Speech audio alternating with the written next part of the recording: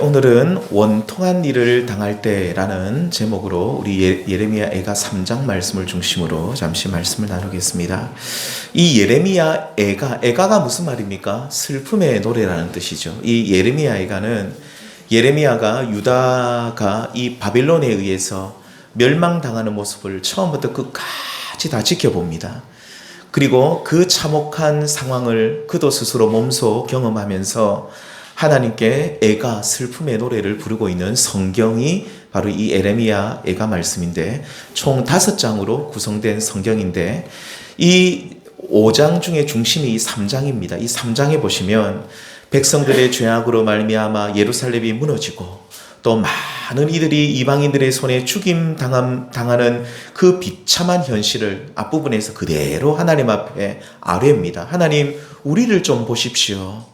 우리의 지금 이 참혹한 현실을 좀 보십시오. 그러면서 이 예레미야 선지자가 이 3장에 들어오면 그 가운데서도 한 줄기 빛을 보고 있다라고 고백합니다.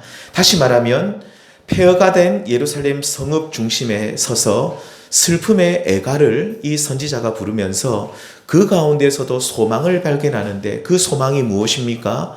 바로 하나님의 선하심입니다. 그러니까 이 하나님께서 범죄한 유다를 멸망시키는 것을 보면서 하나님이 우리 유다를 이제 완전히 버리셨다 라고 생각을 했는데, 그게 아니라는 거죠. 21절에 보시면 이것을 내가 내 마음에 담아두었더니 그것이 오히려 나의 소망이 되었사옴은, 그가 절망 가운데 소망이 있는데 22절에 나오죠. 함께 읽겠습니다. 여호와의 인자와 긍휼이 무궁하심으로 우리가 진멸되지 아니함이니이다. 아멘. 선지자 예레미야는 하나님의 진노하심으로 말미암아 예루살렘이 무너졌지만 그 비참한 현실 속에서도 내가 소망을 가지게 되는 이유는 여호와의 인자와 긍휼하심이 무궁하다는 사실을 발견하였기 때문이라고 고백합니다. 왜 하나님의 인자와 긍휼하심이 무궁합니까? 그것은 우리가 진멸되지 아니했기 때문이다. 곧 우리는 마땅히 진멸이라는 것은 완전히 멸망당한다는 말이죠. 완전히 멸망당해도 될 만큼 우리는 하나님 앞에 범죄하고 악한 사람들인데, 그래서 하나님께서 진노하셨지만, 벌은 주셨지만 우리를 결코 진멸하지 않으셨음을 이 예레미야 선지자는 발견하고 하나님의 그 인자와 긍휼하심이 끝이 없다라고 고백하고 있습니다. 성도님들, 주전 580년경 유다 백성들만 그렇습니까? 오늘 우리들도 진멸하지 않음은, 완전하게 멸망하지 않음은 우리에게 향하신 주의 인자하심과 주의 긍휼하심이 무궁하기 때문인 줄 믿습니다. 오늘 우리에게 이러한 하나님의 인자하심과 긍휼하심이 없다면 여기 계신 저와 우리 모든 성도님들, 이 자리에 계신 분들이 과연 누가 있겠습니까? 아무도 하나님 앞에 설 수 없고 우리는 이 땅에서 진멸되어 사라질 존재들입니다. 하지만 우리에게 향하신 여호와의 인자하심과 여호와의 긍휼하심이 무궁하시고 한이 없으시기 때문에 오늘 우리가 호흡하고 이 땅의 인생을 살아가고 또 하나님의 자녀로 살아가고 있는 줄 믿습니다. 우리가 이 찬양 같이 한번 불러보겠습니다. 우리에게 향하신 여호와의 인자와, 그렇습니다. 크고 크도다. 크고 크도다. 크고 너시도다. 크고 크도다. 크고 크도다. 크시도다. 아멘. 그런데 이 선지자 예레미야는 유다 백성들이 진멸되지 않음, 그 진멸되지 않음으로 인하여 하나님의 인자하심과 그 긍휼하심이 무궁하다라고 찬양하고 고백하고 있는데, 그런데 이 선지자의 이 하나님에 대한 선하심에 대한 믿음이 무엇으로 이어지고 있냐는 겁니다. 바로 기도로 이어지고 있죠. 오늘 우리가 봉독했던 예레미야 애가 3장 55절에서 66절 오늘 읽었던 이 말씀은 예레미야 애가의 기도입니다.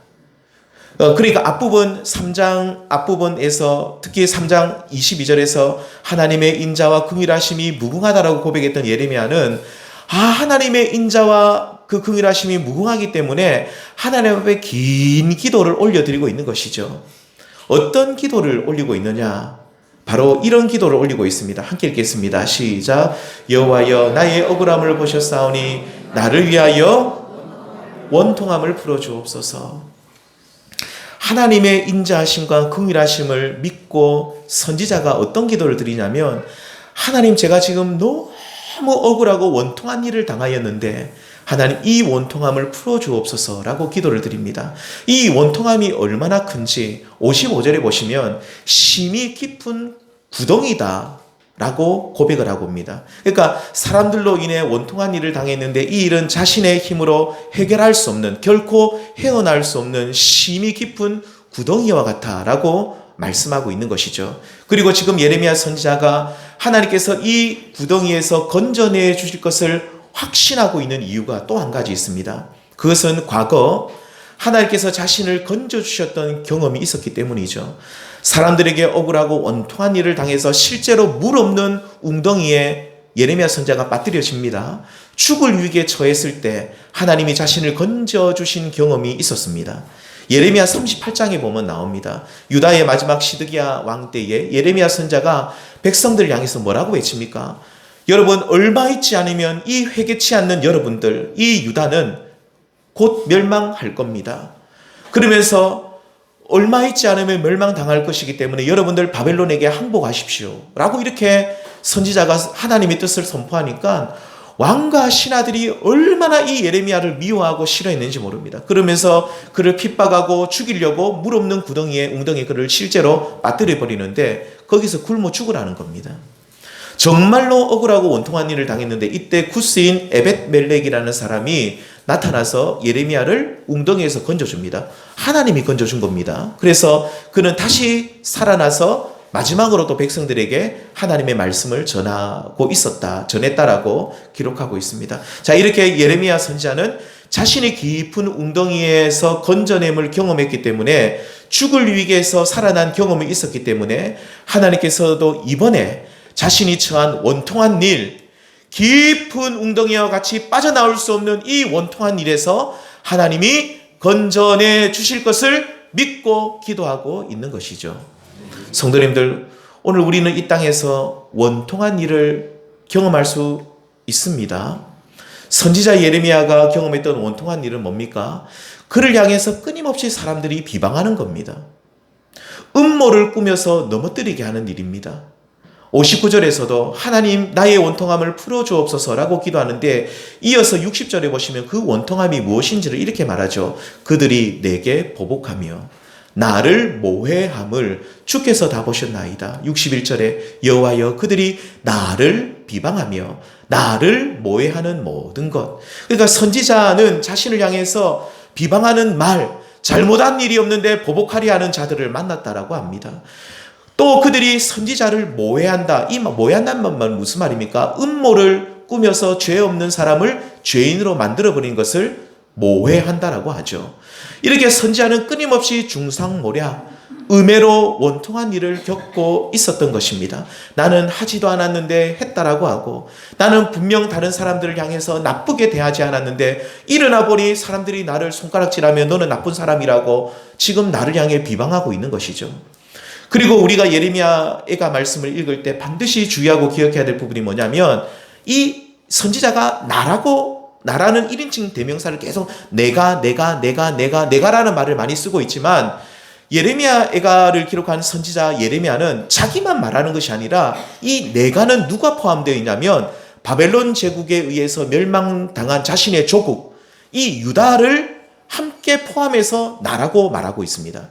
그러니까 유다 백성들이 멸망당할 때 예레미야만 억울한 일을 겪었던 것이 아니라 유다 민족이 원통한 일을 겪었죠. 사람들은 끊임없이 유다 백성들을 향해 특별히 이방 사람들이 유다를 향해서 비방하고 나쁘게 말하고 조롱하고 있었는데 그래서 예레미야는 자신과 유다를 1인칭 나라고, 유다와 자기를 하나로 보면서 나라고 하면서 나와 민족이 하나가 되어서 그가 비방받고 조롱당하고 있다라고 하면서 또 이렇게 기도를 합니다. 63절 읽어보겠습니다. 시작. 그들이 앉으나 서나 나를 조롱하여 노래하는 것을 주목하여 보옵소서. 선지자는 자신과 민족을 하나로 보면서 하나님, 저와 저의 민족이 이렇게 내가 이렇게 조롱당하고 억울한 일을 당하고 있는데, 원통한 일을 당하고 있으니 우리를 주목하여 보십시오. 우리 민족을 주목하여 보십시오. 우리의 원통함을 하나님 풀어주옵소서라고 기도를 하고 있습니다. 다시 한번 말씀드리지만 선지자가 이렇게 원통함을 풀어달라고 기도할 수 있는 근거가 어디 있다고 했습니까? 바로 하나님의 인자하심과 그 긍휼하심이 영원무궁하시기 때문입니다. 하나님이 나를 불쌍히 여기셔서 그 이 원통함에서 풀어주실 것을 확신하기에 하나님 앞에 기도를 드리고 있고, 또 두 번째는 뭐라고 그랬습니까? 선지자 예레미야는 과거 자신이 실제로 원통한 일을 겪었을 때에, 그가 깊은 구덩이에 빠졌을 때에 하나님이 그를 깊은 구덩이에서 그 원통한 상황 가운데서 그를 건져주심을 이 예레미야는 실제로 경험한 일이 있었기 때문에 그 은혜의 하나님을 기억하고 알고 있기 때문에 지금 확신하며 하나님 앞에 기도를 올리고 있는 겁니다. 이번에도 과거 나를 건져주셨던 하나님이, 과거에 나를 원통한 일에서 풀어주셨던 하나님이 이번에도 나를 이 구덩이에서, 웅덩이에서 건져주실 것이다. 그 믿음을 가지고 하나님 앞에 기도를 드리고 있는 것이죠. 오래전 제가 부교육자로 사역할 때에 교회 조선족 한 분이 교회 등록하셨습니다. 그래서 그 신방을 갔는데 아직도 기억나는 한겨울이었는데 그 만두를 이만한 것을 하나를 삶아 주시더라고요. 만두를 쪘는데 그 중국 만두는 좀 피가 두꺼웠던 거 기억이 납니다. 그거를 한 서너 개 먹고 나니까 배가 빵빵해져 가지고 굉장히 양이 이렇게 그걸 저거 다 먹고 가라는데 먹으면 죽을 것 같더라고요. 그래서 한 서너 개 먹다가 제가 웬만하면 많이 먹는데 너무 양이 많더라고요. 그래서 이분이 직업이 중국에서 뭐 하셨습니까? 조선족이라 물어보니까 중국에서 의사였다고 합니다. 여자분인데 똑똑한 분입니다. 굉장히 말하는 게 다릅니다. 의사였고 병원 건물도 크게 있고 굉장히 부자로 잘 살았다고 합니다. 그래서 그런데 평소에 오랫동안 알고 지내던 한국 사람에게 사기를 당해가지고 다 잃어버린 거예요. 다 잃어버리고, 그래서 자기 자녀들도 뭐 결혼 나이가 많았습니다. 그때 오셨을 때 60이 넘었습니다. 딸이 둘이는 딸들 다 결혼하고, 근데 사기를 당해가지고 돈 받으려고 한국에 왔다 합니다. 자기 하소연하니 너무 원통하다는 겁니다. 그 사람을 사기친 사람이 너무 오랫동안 잘 알고 믿던, 전 재산을 다 빼앗겼으니까 이 사람을 꼭 자기가 찾아내야 되겠고, 서울까지 오신 겁니다. 그러면서 왜 나에게 이런 몹쓸 짓을 했는지 물어보고 싶다는 겁니다. 왜 나에게 이렇게 했느냐. 가족처럼 지냈는데. 그러면서 이렇습니다. 그래서 대부분 사람들은 원통한 일을 겪으면 잠을 못 자죠. 그래서 그 먼 타국에서 여기까지 오셔가지고 그 새방살이 하는 조그만 그 방에서 그 허름하고 누추한 그 서울 땅에서 그 사람 찾으려고 계속 돌아다니는 겁니다. 전국 팔도를 돌아다닌답니다. 마음이 너무 괴롭고 힘들어서 분이 풀리지 않는다는 거죠. 우리 믿음의 성도들은 그러면 원통한 일을 당할 때 어떻게 해야 될까요? 원통한 일을 당할 때 믿음의 성도는 어떻게 해야 되느냐는 겁니다. 예수님께서 우리 인간의 모든 사정과 형편을 다 하시는 우리 주님이 누가복음 18장에 보시면 한 가지 비유를 드시는데, 다름 아닌 원통한 일을 겪고 있는 한 과부 이야기를 비유로 드십니다. 예수님께서 이렇게 말씀합니다. 얘들아, 어떤 도시에 하나님을 두려워하지 않고 사람을 무시하는 한 재판관이 있는데, 그 재판관 나쁜 재판관입니다. 나쁘고 못된 재판관인데, 이 재판관을 날마다 찾아가서 괴롭게 하는 한 과부가 있다는 겁니다. 주님이 이래 말씀하시죠. 이르시되 어떤 도시에 하나님을 두려워하지 않고 사람을 무시한다면 참 나쁜 사람이죠. 사람을 무시하는 나쁜 재판관이 있는데, 3절에 그 도시에 한 과부가 있어 자주 그에게 가서 내 원수에 대한 나의 원한을 풀어주소서 하되, 이 과부가 원통한 일을 겪고 있는데 그게 무슨 일입니까? 예수님이 무슨 일인지 말씀하지 않습니다. 오늘 말씀에 나온 예레미야 선지자와 유다 백성들처럼 하지도 않았는데 했다라고 모함을 당하는 일일 수도 있죠. 그러니까 누군가가 자기를 향해 계속 비방하거나 아니면 오늘날 흔히 일어나는 일입니다. 채무관계, 부채를 그러니까 내가 뭐 돈을 쥐려줬고 못 받는 경우일 수도 있고 뭐 그런 경우일 수도 있고요. 뭐 아니면 뭐 나는 뭐 빌려주지도 않았는데 빌려줬다 해가지고 또 뭐 이렇게 뭐 경제적인 부분에 있어서 굉장히 억울한 일을 당할 때도 있습니다. 정말로 나는 잘해줬는데 이 사람이 나를 또 사기쳤을 경우도 있고. 그러니까 아무튼 무슨 일인지는 모릅니다. 이 과부가 무슨 일인지는 모릅니다. 그 도시에서 어떤 일이 있었는지는 몰라도 아무튼 원통한 일을 원한이 품으면 원통한 일이 되는 거죠. 원통한 일을 겪어가지고 매일 이 악한 재판관을 찾아가서 나의 원통함을 풀어주소서라고 요청하는데 결국 어떻게 되었습니까? 예수님의 요한복음 18장 비유에서 하나님을 두려워하지 않고 사람을 무시하는 이 악한 재판관이 자기밖에 모르는 진짜 이 못된 재판관이 자꾸 와서 괴롭히니까 힘들게 하니까 결국 그 원통함을 풀어주었다. 앞에서 말씀드렸지만 이 이야기는 예수님께서 비유로 하신 겁니다. 실제로 일어났다기보다는 얼마든지 이 땅에서 일어날 수 있는 일이죠. 우리 성도님들 원통한 일을 우리가 겪어보신 분들 아마 대부분일 것 같습니다. 다 겪어보셨는데 믿음의 성도들도 얼마든지 원통한 일을 겪을 수 있습니다. 내가 안 했는데 내가 했다라고.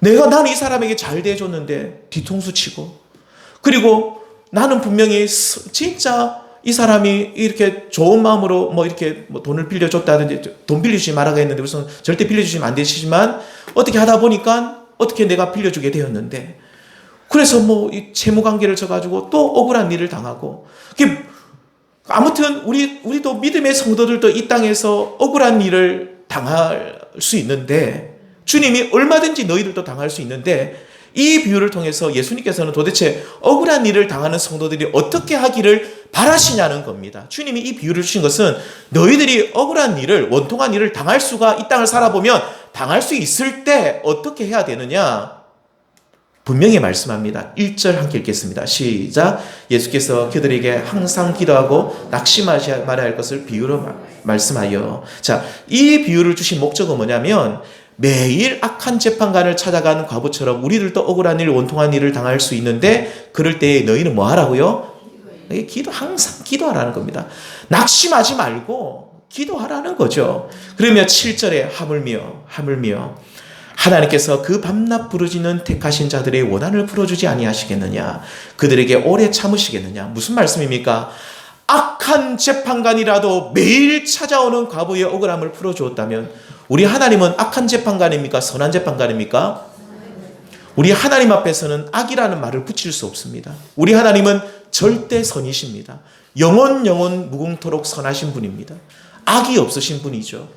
그 선하신 우리 하나님은 어떻게 선하십니까? 우리에게 선하시고 인자하심, 즉 자비하심이 우리를 향한 그 자비하심이 영원 무궁하신 선한 재판관이신 우리 하나님께서 하물며 밤낮 부르짖는 그 성도들의 원한을 풀어주지 아니하시겠느냐?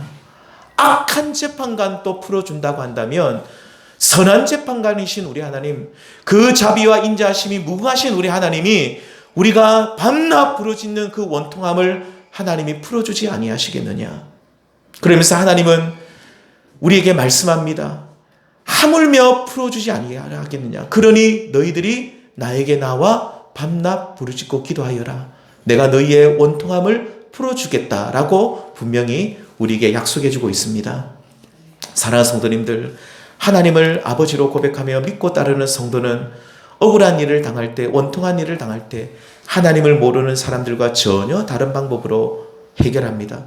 물론 우리들도 똑같이 상처를 입습니다. 아니 공격적이지, 우리가 이 믿는 사람들이 좀 이렇게 막 화를 내지 않고 공격적이지 않으니까 사람을 만만하게 보면서 더 깊은 상처를 받을 수도 있습니다. 그럴 때 우리는 어떻게 합니까?